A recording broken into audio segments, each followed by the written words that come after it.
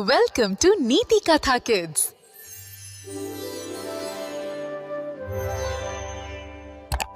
चिंटू नावाचा एक चिमुरडा खारुताई हसतमुख जंगलाजवळ राहत होता. पण त्याला छोट्या छोट्या गोष्टींवरून लगेच नाराज होण्याची किंवा कुरकुर करण्याची सवय होती.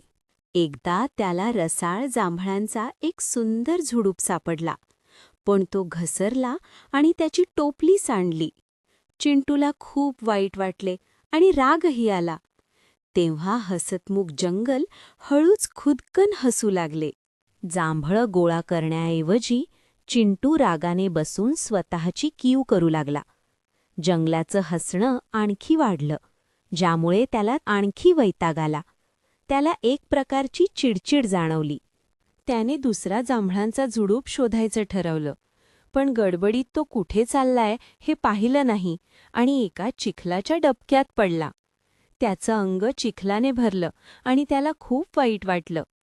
जंगलाचं हसणं तर आता खूपच मोठा आवाज करत होतं. त्याला एकटेपणा आणि मूर्खपणा वाटला. चिंटू पूर्णपणे भिजलेला आणि चिखलाने माखलेला एकटाच बसला.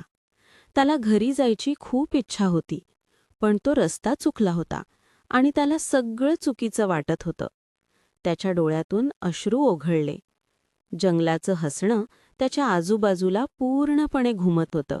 अचानक चिंटूला जवळून एक गोड लहानसं हसणं ऐकू आलं. त्याने वर पाहिले आणि त्याला एक फुलपाखरू दिसलं, जे एका सुंदर जांभळाभोवती फिरत होतं, जे त्याने आधी पाहिलं नव्हतं.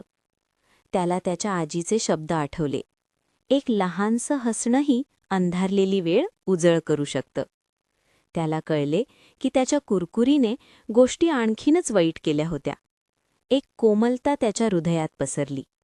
चिंटूने खोल श्वास घेतला आणि एका लहान थरथरत्या हसण्याने ते जांभूळ उचलले. मग त्याने स्वतःला स्वच्छ करायला सुरुवात केली, एक लहानसं गाणं गुणगुणत. जंगलाचं हसणं बदललं. ते सौम्य, उबदार आणि प्रोत्साहन देणारं झालं. जणू त्याला एक मिठीच मिळाली होती. त्याला एक प्रकारची शांतता जाणवली. चिंटू हलक्या आणि आनंदी मनाने घरी परतला. त्याने ते जांभूळ आपल्या मित्रासोबत वाटून घेतले आणि दोघेही हसले. त्याला कळून चुकले की आनंद अगदी थोडासा जरी असला तरी कोणताही वाईट दिवस चांगला करू शकतो. आनंद प्रत्येक जखमेवर उपचार करतो. Like, share and subscribe for more stories.